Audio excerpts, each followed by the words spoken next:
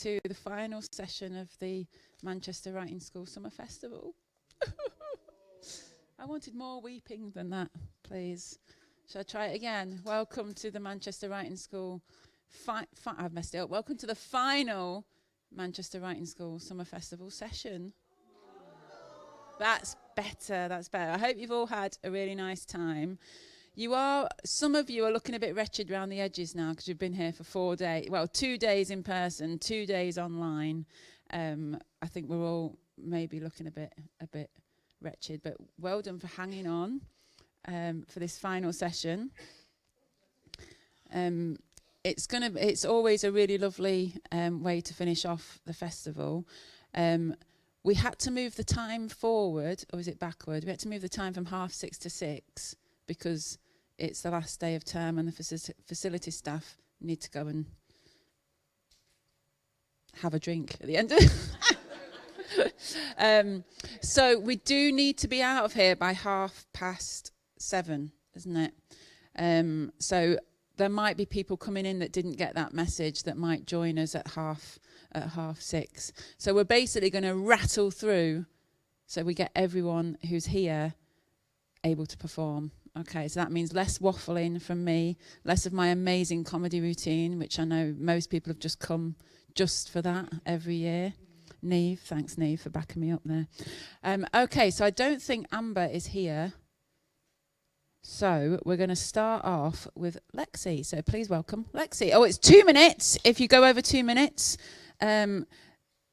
me and my assistant rugby tackle you off the stage. I'll get the head, you get the legs, okay? And we just carry you away whilst you're still reading your poem and we dump you in the stacks over there. Okay, but that's not going to happen now because Lexi's a total professional. So please welcome Lexi.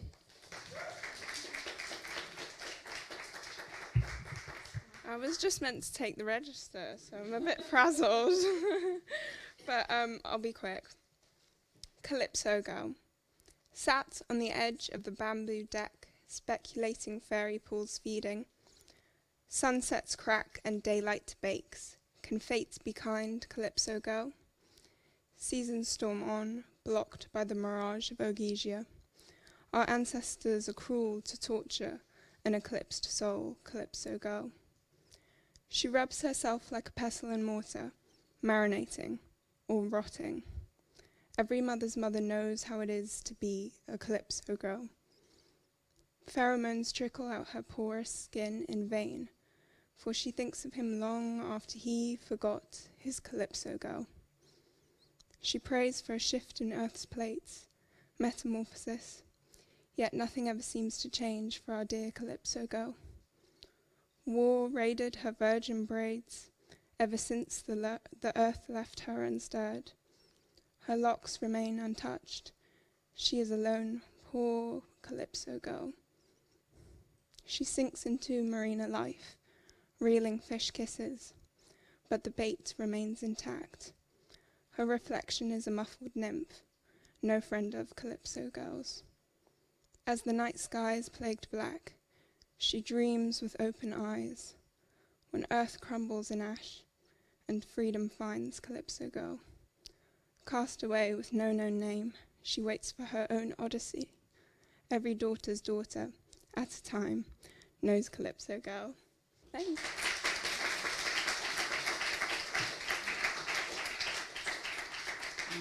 Thank you, Lexi. That was amazing. I was going to pretend to be really intelligent then and say, was that a guzzle? But I heard you telling someone at the back that you were going to do a guzzle. I could have done that then, couldn't I? I could have styled it out. Have I said it properly, Anjum? Because I want to say guzzle. What is it? How do you say it? Guzzle. Guzzle. Thanks, Anjum. Okay. Thanks, Lexi. That was great. I'm glad you tore yourself away from doing the register as well. Right. Our next open micer is Rosemary.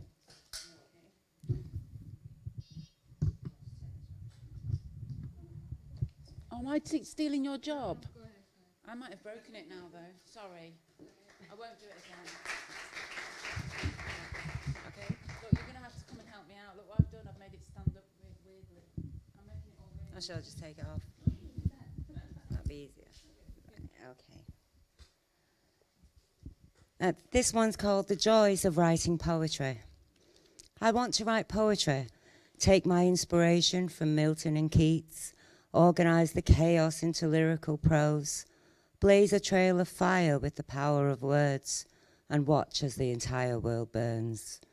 A distant voice answers the call. That's nice, love, but what's for tea? Looking up from my iPad, I reply, the fridge is in the kitchen where I left it. Just give me a minute, I'll draw you a map. Sulking, he states, I only asked, no need to be like that. As if on cue, my daughter breezes in, Gucci handbag clutched to her chest. Writing more poetry, Mum. It better not be about the time when I was 3, and decided to have a wee in the display toilets at B&Q. Not this time, baby bear, I reply. That epic tale deserves a poem all of its own. Passing her my iPad, I ask, can you just read this? It's taken me days, and I really need to know what you think. Reading my latest offering, faster than the speed of light, she barely glances up as she replies. So I'm late for the gym. Glancing briefly at a piece of paper, glancing briefly at a piece of paper in his hand. He attempts to pass it back. I start to explain, but before I can, he starts his mini tirade. It's great, Mum, love the use of metaphors and similes and all that. But I'm late for the gym. That's not a poem, it's a shopping list, I sigh. Well, that explains the soap powder, I was confused about that. He laughs, grabbing the car keys as he metaphorically takes flight.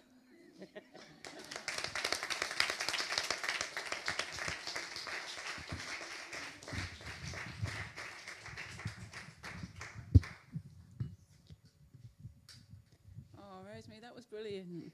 As the tutor on the other end of you used to send me an email, didn't you, saying I couldn't upload my poem to Moodle. Now I know why. You should have sent me that poem. That was fantastic. That was like a sitcom as well. Poor Rosemary. There's nothing like family to keep you grounded, is there? Okay, we're going to continue on with Neve. Come on, Neve. You can do it. You've got this. Might be a bit too, thank you. It's actually quite intimidating. Oh, sorry. Okay, so this is just an extract of a poem because I don't actually know how long it is and I don't want to go over, so that's good. There is a girl who lives within my daydreams, softly tucked beneath my eyelids, and she looks back at me with curious eyes, coming to me at different stages of life, looking for answers to questions she can't comprehend, questions that I have thought about so often that the answers are stapled to my teeth, sewn to my gums, and are dribbled out as scripture. She comes to me mainly at night, when her thoughts are too loud and her days have been too long. She looks like she's crying, tear-stained cheeks hollowed as if the acid of her thoughts has escaped through her big eyes and made their way through her skin. I used to be so cruel to her. I wanted to watch her cry. I wanted to see her torture herself over and over again, but she did that so often already. I tortured her for the decisions she so carelessly made. I only began answering her when I turned 22. I sat down with her and listened to her stories, to the pain within her voice, to the jokes that she would make about herself. She was insecure, but she had the confidence of 100 men. She hated how her mouth ran faster than her brain and the way her teeth would bite anyone who came too close. It was only when I listened that she began to float. Her hair became golden and her face became full, and I forgave her for the things that she was so burdened by. I gave her permission to heal and grow. She still comes to me sometimes, in the times I need her most.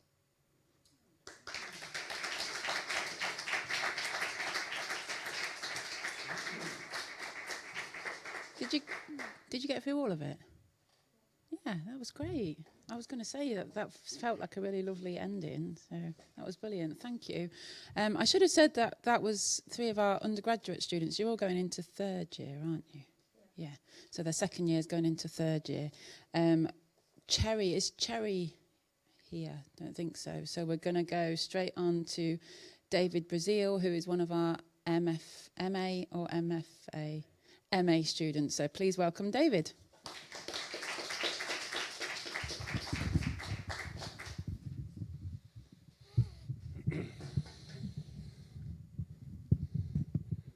Thank you. There's some audience participation in this poem, so don't just look at me. It's called A Show of Hands. Hands up if you've ever cried in a garden centre. Me, because out of the blue the tinny tannoy started playing Golden Brown by the Stranglers and I was a boy again. Flat on the floor, head between two huge speakers, shook to the core by the sheer sunlit quality of music, until the elastic of 45 years snapped back and hit me full in the face. Hands up if you've ever cried in your kitchen. Me. When the soft, sweet smell of warm milk took the feet from under me, because my grandmother used to pour hot milk onto powdered coffee for her mid-morning cup, and the steam that rose up from that long-lost kitchen fogged my glasses. Hands up if you've ever cried in your car. Me.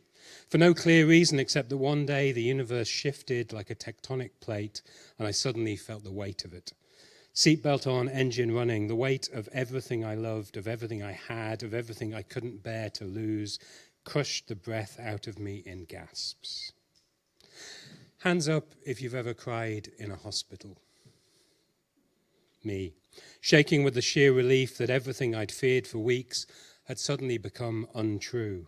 And now, somehow, after all that dread, I had to pick myself up and be well again. And that well brimmed over, filling my eyes. Hands up if you've ever cried over a Christmas card list. Me. Tripped up by a name that opened in front of me like a space, someone I should have sent more than a card to, someone who no longer has an address I can write down. Their absence sticks in my throat and makes me choke. Hands up if you've ever cried at a poetry reading. Me. Undone by the words of a stranger who rearranged language into a key that unlocked a box in you didn't know you'd packed away. And suddenly all the emotions you'd stored safe, all the ordinariness of being alive was set free into a room full of strangers who, just like me, had their hands up. Thank you.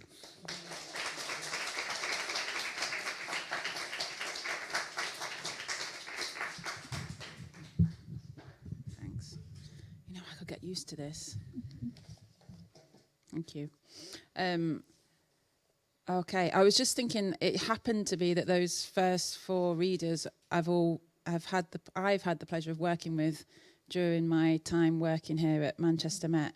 And I was thinking that's why I never feel like I'm actually coming to work. It just feels like a joy to be working with these writers. Which is good, isn't it? That's what my dad always said. Do a job you like and then you'll never work a day in your life. And that's what I'm definitely doing. Okay, but we're now venturing into unknown territory for me because there's someone's name on here who I don't know. Shock, horror. It's someone called Elfried. And I don't know if they're here. They're not here. Is Liz here? Liz Gibson. Can't see her. No. I know this person, Ingrid. Please welcome Ingrid.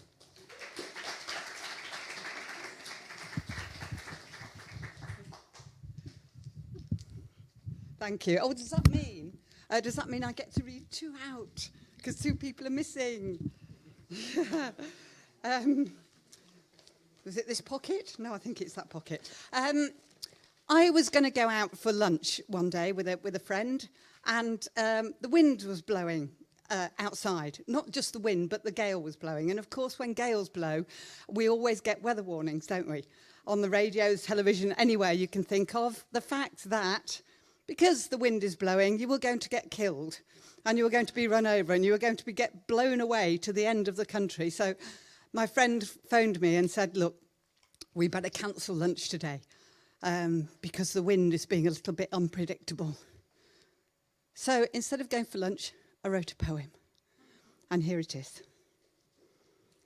Lunch has been cancelled today on account of the unpredictability of the wind. So instead, I think I will go to the theatre in a muslin moon-white dress with puffball sleeves. And I will use the programme of the performance as a fan because it's just usually so hot in here. Or to the art gallery for sheer enjoyment. Or maybe the Science Museum. What wonders we declare them. Prominenti, my giggling girlfriends and I. Daring in our forbidden red lipstick. Or I might write a poem. And count the syllables saved in precious pockets of unpredictability, where the wind blows dreams to dust in Lashkargah.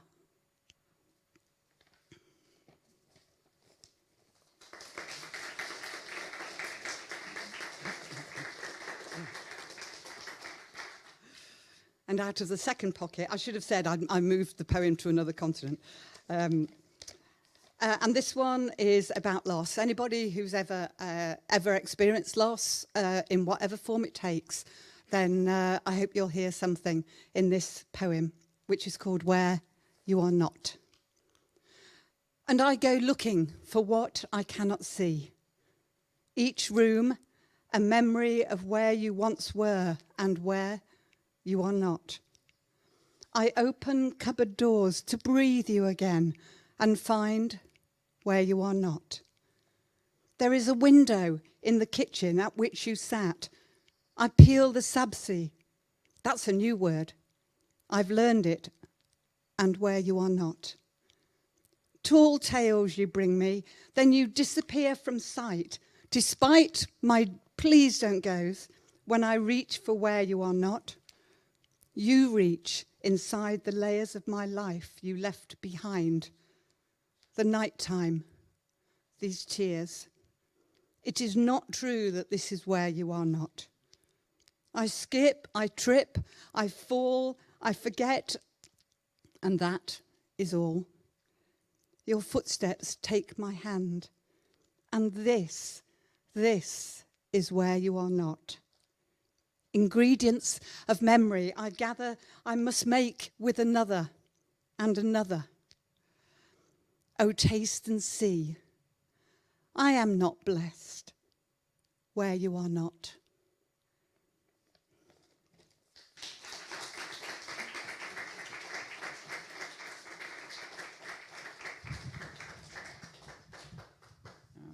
Thank you, Ingrid. That was fantastic. Ingrid, am I right in saying that you came... Yes. Sit up. I'm calling the register, Ingrid. Am I right in saying that you came to the festival last year for the first time and that then you signed up for the MA afterwards? So if you're thinking of signing up, my advice is don't talk to the staff, talk to the students. There's loads of students here. They can tell you what it's really like. I mean, you can talk to us as well, but talk to the staff, students. Talk to anyone. I'm losing all language at this point. Okay, is Kate Bustin here? Who I don't know. Is Laura Hall here? Glory Day, please welcome Laura Hall. So Kim, I'm not a poetry writer. I'm a creative non-fiction writer. So I feel, am I allowed to talk in here? Yeah, okay. So last year in September, I went to East Greenland and I went to live with a seal hunting community. These are kind of words that I've never thought I would put in a sentence together, but I went to experience what life is like over there. And I was there to do some research into how people live and how communities survive and the traditions that are upheld over there. When I came back to England, it took me 3 or 4 months to wrestle with the material, and I couldn't write anything. I didn't know what was wrong with me, why I couldn't put this experience down on paper. I was thinking about how climate change is changing everything over there, how people live in a completely different way, and I just couldn't kind of pin it down. In the end, I came up with just a series of little fragments about life over there. So this is one of the fragments I had. It's called Collected Thoughts on Polar Bears. Lena told me there was no reason to fear polar bears. She was a former nurse. She'd lived in Greenland for 20 years. It was summer, and she said they did not come in summer. Although, there was that one time a few summers ago when a very thin bear was seen swimming in the harbour. They chased it away over the hill towards the glacier. The harbour was a small rocky spot, the place the boat dropped us off at, down the hill from the settlement's only supermarket. I'd walked there on my own that morning, wanting to see how small this 30-horse town was. I closed my eyes and I saw the bear swimming in the clear, shallow water, shaking the sea from its pelt as it climbed the hill to find something to eat. Lizzie said there was no reason to fear polar bears at all. She said nobody saw them anyway. She'd been a glacier guide and she thought they were a very rare thing indeed. Although, she did say, when she went running around the towns of Greenland, in the tiny amount of time she had off, she always thought about what she would do when she saw one and how she would fight it off. Sven said he had never seen a polar bear. It was really safe living in Kumiut. He came every year to hike and adventure and spend time in his yellow house in the village. Although, one Christmas, not that many years ago, a polar bear had been seen strolling through the village, so someone had shot it. I walked past its pelt, hung on a line between two houses on the edge of the town. I wanted to touch it, but I didn't dare. I thought it might be rude to touch this great skin hanging out in the drizzling rain, like a hardened sail, like I was running a hand over someone's sheets as they lay out to dry. Nico said there was no reason to fear polar bears. A glaciologist who was setting up a business in the area. Though if I did see one, he said all I had to do was go inside and lock the door. There was no way one could get in. I spent the night alone in his hut, with my eyes wide open, staring at the purple and green sky, listening for soft footprints on the shore. I wondered if I would hear the click of its claws on the rocks, and thought about the thick fur squashed between its toes. The door stayed locked. Robin didn't say anything about whether I should or shouldn't be scared about polar bears. He worked at the airport and he lived in Kulusuk all his life. He showed me where the polar bears landed when they came in the winter. We climbed the hill to the abandoned radar station and looked out to sea. The biggest icebergs I've ever seen drifted past, the size of mountains, skyscrapers, whole city blocks even. In these city blocks, polar bears hide themselves as passengers in winter months. He said there'd been no bears on the island this winter or last winter, but the way he said it made me think it was unusual. He'd hunted polar bears before and shot two. Most of my week was spent on Tobias's boat, where I was actually never far from a polar bear. The black vinyl seats were uncomfortable to sit on for a long time, and a square of yellowing fur lay on one of them, cut from the hide of a bear that he'd shot a long time ago. The yellow colour reminded me of a white plastic kettle that had sat in the windowsill in the sun for too long. I sat on the fur and threaded the long, coarse hairs between my fingers. They felt like something familiar, a finer version of a horse's mane maybe, or long, hard and woody somehow. I remembered the mints we had as kids that got polar bears on the packets. The mints looked like little blocks of blue ice, miniature versions of the icebergs I could see in the sea around me as I sat there on a square of polar bear.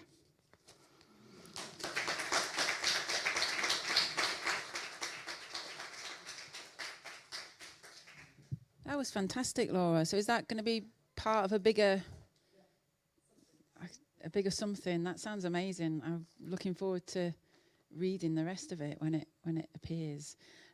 Okay, so one of the things I really like to do during open mics is bully my colleagues into reading, basically.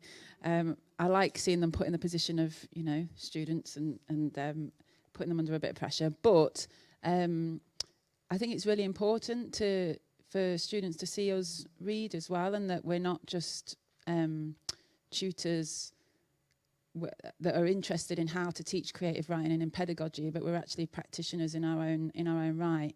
So I would like to ask Catherine Wilcox to come up. Catherine is an amazing novelist and just a brilliant person, because look, she's still here after running your session today, weren't you? And then, so please welcome Catherine. Thank you. Thanks very much. This is an extract from the opening of a novel, which is something I've been trying to write for about 15 years. And the breakthrough came in a recent session in Scriptorium, which, for those of you who don't know, is our weekly mini writing retreat, which we have here every Wednesday afternoon in the Poetry Library. It's called The Keeper's Tree. My grandfather was the gamekeeper. Back then, the gamekeeper always had a hawthorn tree to hang his enemies on. Stoats and magpies, moles, adders, jays and hawks I didn't like walking past it as a little girl because of all the tiny little people hanging there on the thorns. It was years before I realised nobody else could see them. I thought my granddad caught fairies for Mr. Malpass to put in his paintings. That's why I would never walk past the tree if I could help it. Conversation with Hilda W. The Malpass girl visited me on my first night in the keeper's cottage. I woke to see her fluttering at my window like a huge white moth. She mouthed my name, "Dr. Layton, help me." Her nailless fingers squeaked on the glass, and the famous Malpass hair floated in a monstrous Struwwelpeter halo. Quite the Wuthering Heights welcome to my stay. I woke properly to find that a bat had got in through the open window and was hurtling round the ceiling. I fled to the sitting room and closed the door on it, and spent the rest of the night cowering on the sofa under a blanket, listening to the leathery whirring in the bedroom until the first blackbirds began to whistle. When it was fully light, I made myself open the door and check. The bat had gone. Well, I had hoped for something of a gentler induction to this period of research leave, and easing myself into a scholarly investigation of the Malpass archive, alongside, perhaps, a nostalgic reliving of the golden childhood summer of '76, before my family imploded. But no. Thank you.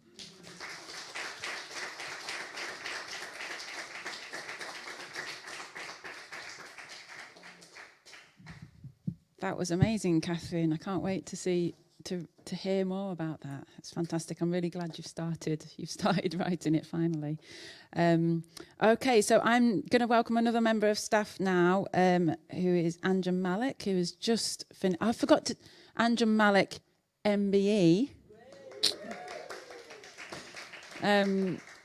Anjum's just finished running an amazing workshop. But, you know, just because she's got an MBE doesn't mean that she gets away without doing a performance on the open mic. And then, Anjum, you're going to bring your some of your students that you're working with, the participants today, and do your... I'll let you explain what that is going to be. Yeah, Anjum's going to come, and then she's going to do whatever she's doing. A surprise!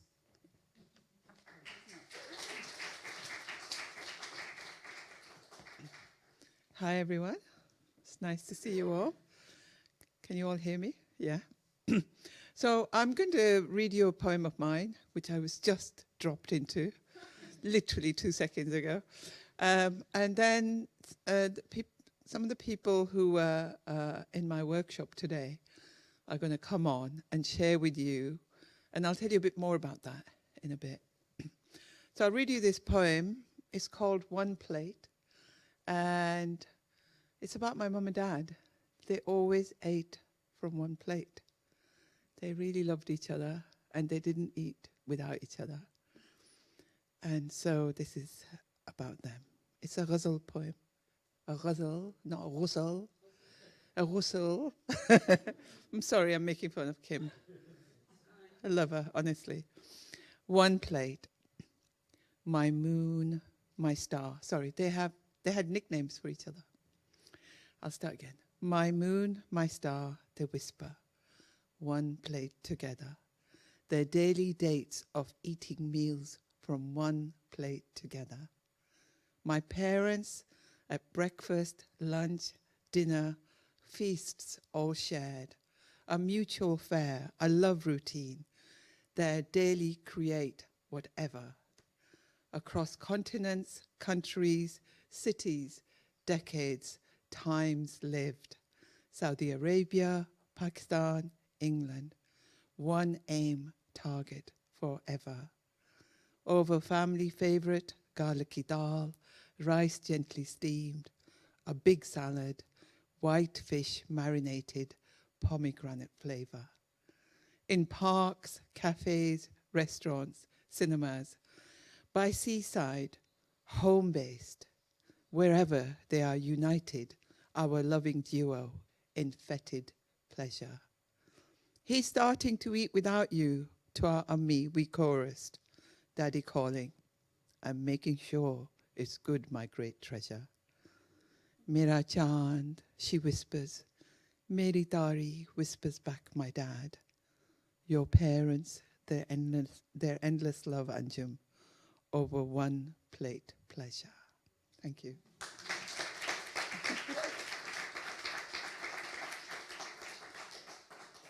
So I ran a workshop earlier, and the guys are going to come up, and they're going to do it all together. So the workshop was it was a lot I threw at them. We looked at ghazals, we looked at Kathak, which is a North Indian classical Indian dance form, and we studied the beats of it, so we could think about putting beats into our poetry. And then we also looked at mushairas, which is a South Asian form of gathering for poetry, which is a pretty lively affair. Nothing like the Western poetry readings, apart from this one's a bit lively, but we're going to liven it up good and proper South Asian style. So guys, would you like to come up? And then I'll train you all in how to behave at a South Asian mushaira. We don't need this, do we? Okay. Tell me what you need. Right. So I'll train you while they come up here. So what happens is that mushaira is always very noisy. You've got to interrupt the poets, and you can only interrupt them with love. There's a lot of love at mushairas for the poets. And the way you express your love is by going wah wah. What do you say, James? Would you like to practice? 1, 2, 3. Oh my God, that was good. Do it again. So you can just interrupt the poets anywhere mid-flow. If you love their poems, you say wah wah, and they will love you back. And then if you like a line or a word or something which you really love, you say mukarrar, or you can say repeat, and you can get them to repeat it. And it's all about how to show the poet love and to join in. So do you think you'll be able to do that? Yeah? Excellent. So over to you guys. Okay. Yeah?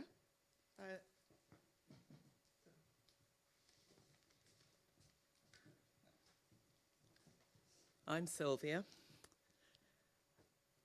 The bees, all intoxicated, aroma fill the air. My lilies, large dome-like waxy flowers, a feast to behold.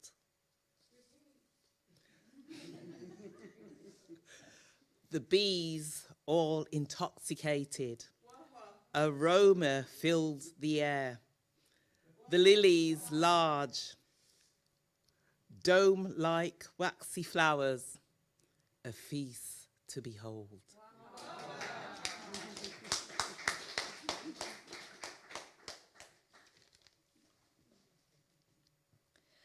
Gather life's joys as you go, my love. Find yourself each day, just grow, my love.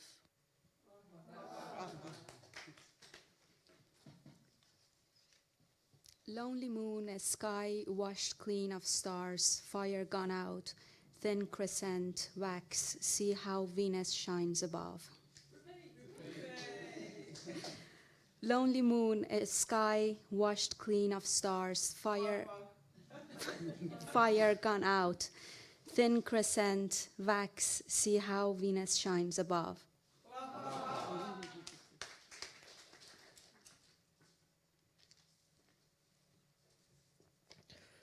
The horse with a blue diamond pizzazz flashes a glint of knowing eye, bejeweled black.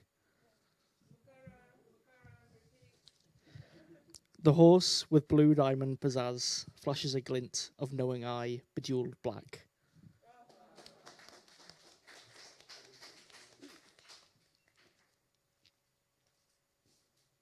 A garden, a path, a border planted together.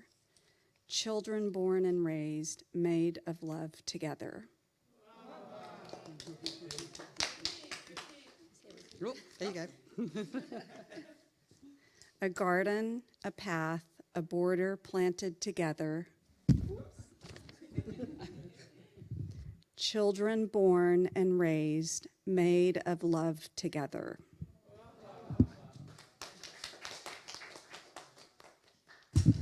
Oops, everything. Luscious pouring of the cream on precious portions in the bowl.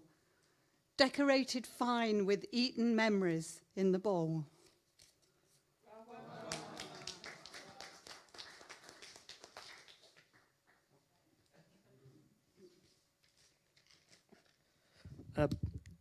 My dad cooks the eggs too long. They come out hard and dry.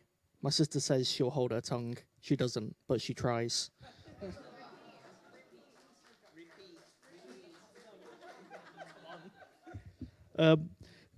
It's basically a limerick. My dad cooks the eggs too long. They come out hard and dry. My sister says she'll hold her tongue. She doesn't, but she tries.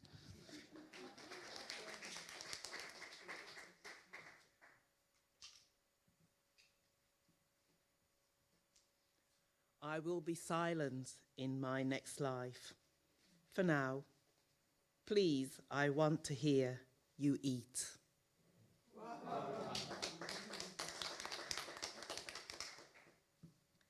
Young radishes from the garden, washed and trimmed, cut into turrets on lettuce flushed with green.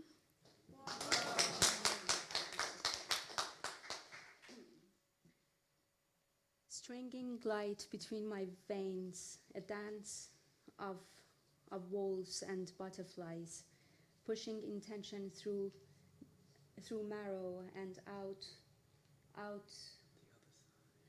the other side into open space. It was a Michael, so.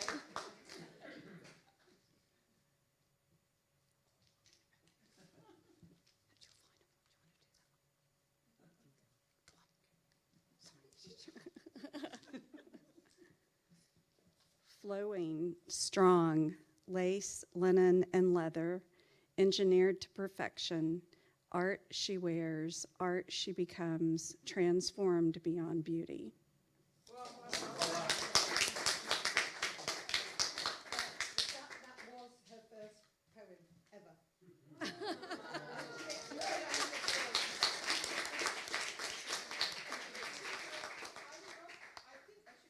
They wrote all these this afternoon, and they worked out the performance all this afternoon as well. Sorry? I've been very hard, and they just went for it. They were amazing. So please give them a huge wap up.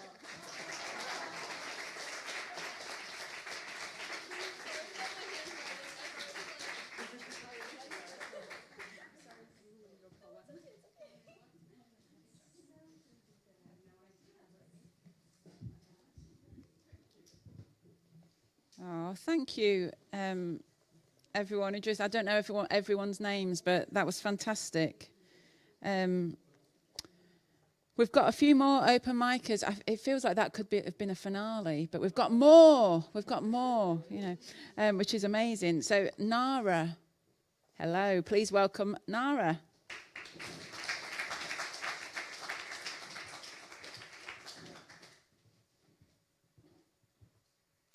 Hi. How are we all doing? We have a good festival. Yeah. Oh my God, Lexi, hi. Okay. How long is the slot? 2 minutes. Okay. This is called Starlight is an Impartial Witness. I've never really felt tethered. I see all these bodies so bound by the smoke-filled engine, dragging them along. Never stopping. No, never stopping, only blurring, pitter-patter moving through the grey, blue haze of this city.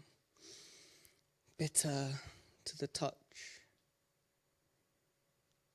But anyways, I've never felt tethered, you see, not like you. I've always felt as though I'm floating, encircled by horizon and the sky is moving without me.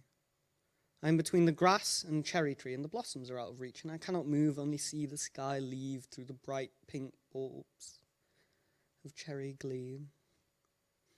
And I try to get down. I swear I'm trying, but it's hard, you know. I keep thinking about stars and how I'm made of stardust, and the whole world, all the trees and bugs and birds and flowers and bees and everything I have ever known and everything I will ever see is made of stars. And when I'm lying in bed and the city has been emptied out, I can hear them, feel them, see the faint white glow of stars blinking in my chest. And then morning comes, and I can no longer hear or feel or see the star I used to be. I can only hear noise, feel noise, an intense noise that makes my fingernails curl. It's like TV static. I think the universe is like TV static. All the endless possibilities mashed together to make this bone-grating, stomach-crunching, ear-shattering mess that is no longer anything at all, only noise. Once, I was in a narrow alley, lit only by fireflies, and an old woman with spindly white pine needles for hair told me, I'm going to die. For the first time since then, I hope she's wrong.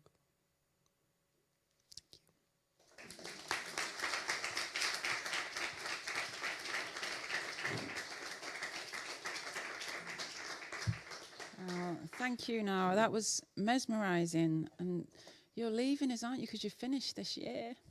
What are we going to do without you? I've loved seeing you read over the open mics. I was going to say over the years, but that made you sound older than you were, over the brief time. Okay. Is Quen here? Don't think so. Radical, you're up. Please welcome Radical.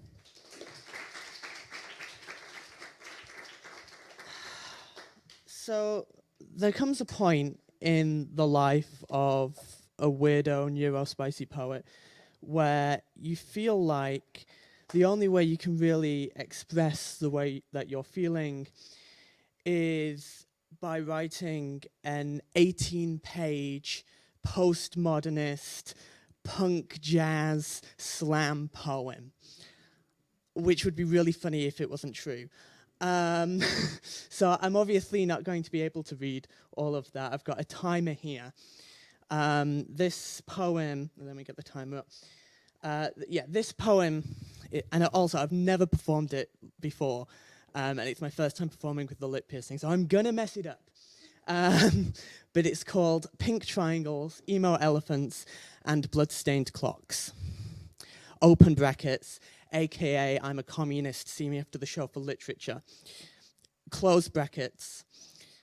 Addendum, trigger warnings, homophobia, violence, transphobia, mental health, can't see anything, suicide, misogyny, rape, self-harm, ableism, which is a lot, so if you want to go outside, I won't be offended.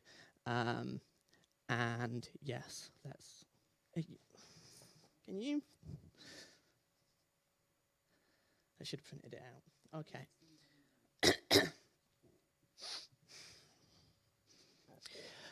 I have a confession to make, and I am not sorry. The sun was beaming down through the cracks of Magaluf glam and rat race grime, the hallway shadows shading any shred of authenticity like wrists on razors, robots programmed to never see or hear, and the drains of the boys' locker room looking like an art project the school would deny. And there you stand, fists like American bullets, a mind like venom, eyes like a vulture just spotted prey. The walls made of skulls with their mouths agape, with silent screams hug me from behind.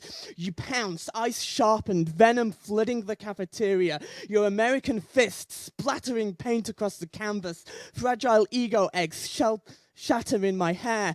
Your bigoted screams howling winded my stomach, shrieks of faggot, maricon, gay boy, smudged and etched into trauma across the canvas, paintbrush marks.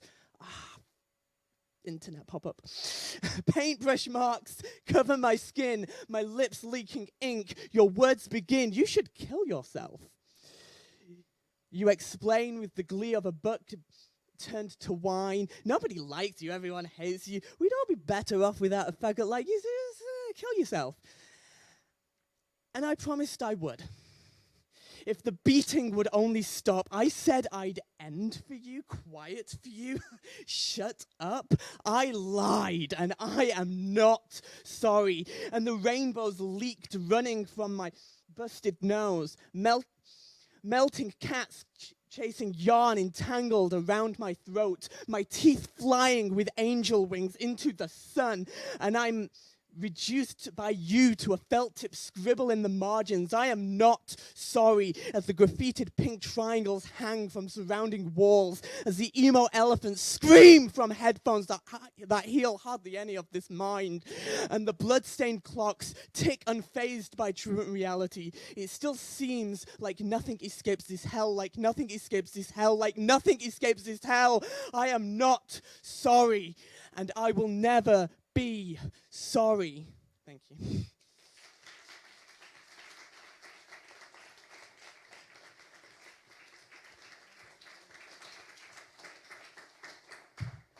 That was great. Thank you. You're leaving us as well, aren't you? Are you? Woo! Well done. Hey. Poetry or gone to the dark side? How could you? No, I'm joking. It'd be great. Well done. No, I'm joking. Okay. I think we've got. I'm just going to check the people that weren't here before are not here now. Amber?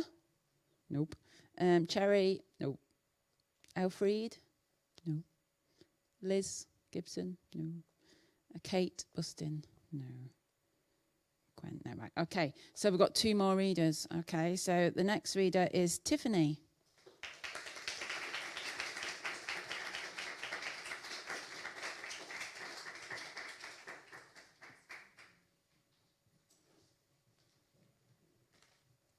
I'm a novelist, but I'm faintly horrified to be reading what amounts to a poem. It is a blessing that I wrote for writing for myself. And so I may the words follow you into the next time you sit down to write. Here I am.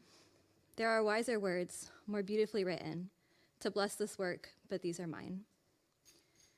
May I be steadfast, pushing through the brush of uncertainty and self-judgment, putting imperfect words on the page, one after another, giving them space without judgment, that even the wrong words would create paths forward. May I be inspired to stumble delighted into connections, characters, and images, to find the path through the brambles and pick blueberries along the way. May these words touch me first, tug at my heart, or make me smile, and then touch others. May they create a spark, a shimmering of souls. You too? I thought I was the only one. May you be with me. I invite your love of beauty, your love of people, your compassion, your holy dissatisfaction for deep wrongs to be made right. I invite your mystery to curl like a cat at my feet. May we create something good, something messy, something real, something fun, something old, something new, something ours.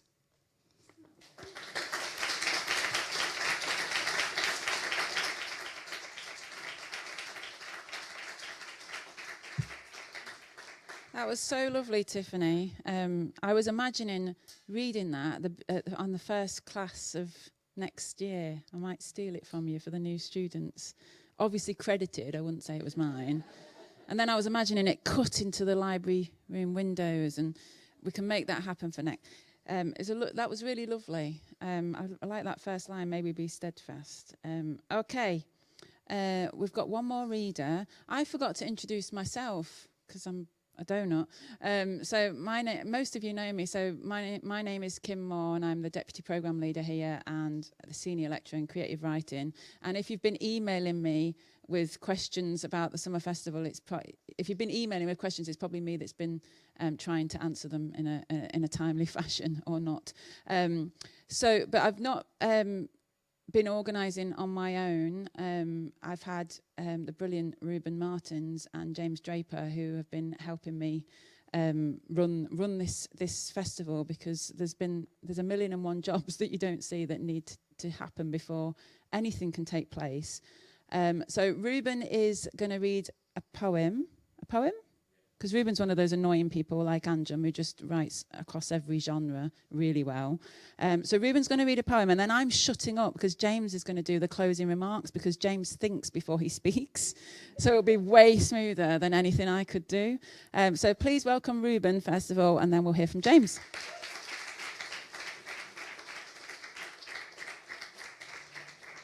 Well, thank you very much, Kim. So yeah, I'm a lecturer here as well in creative writing, and as I like to joke now, although it's not much of a joke, reluctantly in film and media studies. This is a poem I wrote just less than a week ago after a very tumultuous series of events I had in Denmark. So I'll see how far I get. We have a bit of time. I won't do the whole thing because I know it's like 5 pages long. But what I do need to tell you is that it crosses 3 languages. It switches from English into French first and foremost, and then we'll go into Dutch, but I'll see if I get there. This is a poem called Aros, una tragedia in treati, which is Italian, ironically. Meur d'une Belge, that's the title. So, pour Mylène. Aros et, about you. Northern latitude 56 degrees, 9 minutes, 23.283 seconds. Eastern longitude 10 degrees, 12 minutes, 21.127 seconds. At 2:23 a.m., I text Joe. Later, he will say that to live is to be open to this kind of anguish. Si tu me permets, I hesitate. Je dois t'avouer que je ne saurais plus le taire. I pause for words I harbored, kept and left unspoken. 6 years, 5 months and 19 days, almost 2/3 of a decade. My secret now in lyric eruption. Tu dégages quelque chose de tellement rayonnant. Et ton sourire est vraiment envoûtant. For 204,138,435 seconds, or 3,402,307 minutes, or 56,705 hours, or 2,362 days, or 95 millions de battements de cœur. Pour la première fois, j'ai l'impression que ça ira peu mieux qu'on en est tous les deux. Aros Tvoa, part of the band. At 6:55 p.m., I text Joe. Later, he will say that to live is to risk all and to feel it fully. Elle a le véritable esprit d'une salonnière lorsque ses yeux jettent un regard si intense par-delà son éventail. L'espace d'un instant, tout le salon retient son souffle. Elle, seule, respire. I console myself by remembering the words of Barthes. The lover's discourse is of an extreme solitude, and like him, I try to find une figure fondée. Comme une air magnifique arrachée à un opéra classique, elle se blottit dans mes poumons en attente d'être chantée. Dans l'amoureux, quelque chose de pouvoir et pécuché. Sa tendresse, ask me anything. Let me put your body to sleep, but do not admit that I desire you. A little, lightly, without wanting to hold on to anything. And I'll leave it there.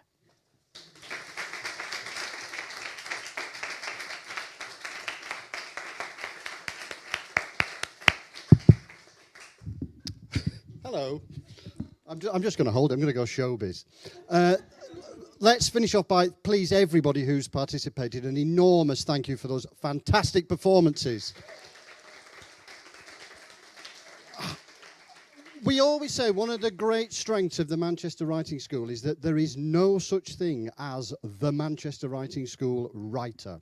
I think one of the most powerful aspects of our school and one of the great strengths that we've got is our diversity, and I think we've really seen that here tonight in this room, the range of work, the different voices, the different perspectives, the different approaches to creative writing, and the generosity with which that's received by everybody here. All of us, I think of us as colleagues, I think of the writing school, as Carol Ann often does, Carol Ann Duffy, our creative director, as a family really, a family of creative people, all on a journey together at different stages. As Catherine always says, we're all on the same road, just at different points in it. And I think the range and the quality of the work that we've got here, and the heart that we've felt here in this room tonight, but also across these 2 days here in the university, and through the week online as well, has just been astonishing. It's been absolutely marvellous. I feel very emotional about it. I don't know if that's because I'm absolutely knackered, because we've been at this for days now. But it's been wonderful. There's lots of thanks I want to give. I want to thank a few people within the university. Susan Barlow, our fantastic school PA, who really is done a great deal of work behind the scenes to help us keep this show on the road, and also keep good humour going in the office upstairs as we've been going through the days. Martin Kratz and the team here at Manchester Poetry Library, who've been involved in everything that's happened here. I want to thank all of you for the spirit with which you've entered into these days, and the conversations that I've had with you informally and hearing from colleagues, that, again, that sense of freedom and creativity, and that real sense of joy that we've had working together outside of the curriculum and outside of assessments, has been fantastic. One of the highlights for me, I've got to thank Sherry as well, our roving reporter, who's been capturing lots of what's been happening, and Sherry's going to be writing up some articles and sharing photographs with us. One of the great things I always think, Sherry was asking me about this before, the highlights of this is the mix of people that we have at this festival in particular. I think throughout the academic year, we're all working together and getting along alongside each other, but we tend to be in our separate year groups and programs. And on these days, we're all working together, and it's been really fantastic to see undergraduate students across all the levels, postgraduates, PhDs, alumni, and, of course, one of the big things of the festival is our external attendees, the people who this might be the first time they've had contact with the Manchester Writing School, as Ingrid did last year, coming in to try it out and have a go. The big message is that we're always here, the Manchester Writing School, particularly in the Manchester Poetry Library. This is open to the public. So even if you're not one of our students, even if you're graduating, please keep in touch with us. Please come back and see us. Come along to the events. Come and do some workshops. Come along as well. If you're graduating from one of our programs, alumni are invited to this festival. You can always come back and join us, whether that's online or it's in person. For free, says Kim Moore. She's the boss. She's in charge, so we'll do it for free. So I want to say a big thanks again to all of you, our attendees, for all this brilliant work you've done over the past week. Thank you very much. Give yourself a round of applause. And then to close, we've got the sort of the heart of this project. There's a sort of team of 5 that have worked on this. One of them is me. I'm not going to thank myself because Kim has done that. I'm sick of it. There is Brian Sneeden and Joe Stretch, who are the programme leaders for our undergraduate programme. Their greatest strength is that is being Brian and Joe. That's what they turn up and do, and that they do a tremendous job at that. Nobody else can be Brian or be Joe. So a huge thanks to them. for bringing such charisma to hosting and introducing sessions and running things throughout the whole week. It feels like we've been looking at each other's faces for days and days and days on end. As Kim did, I want to say a massive thanks to Ruben, he's not really a member of the creative writing team. He's really a film and media person, but we're trying to bring him over to us to join our side. And Ruben, as I said when I introduced him the other day, he's very much from the 21st century and has kind of moved us on from writing things down on pieces of paper to doing magical electronic registration things we don't really understand and all that side of stuff, as well as being, I think, the heart and soul of a lot of the activities across here. So can we give a big thanks to Ruben, please? And then, finally, the biggest thanks have to go to the hero of the Manchester, what's it called? The Manchester Summer Festival. I don't even know what it's called anymore. Whatever this was. And someone who is absolutely the heart and soul of the Manchester Writing School, who it is my great honour to have on a day-by-day basis as my deputy programme leader, a wonderful colleague to all of us, a tremendous friend, and the real mastermind behind everything that has happened over these past 4 days this week. And that is the extraordinary, and we'll end with this round of applause for her, Dr. Kim Moore!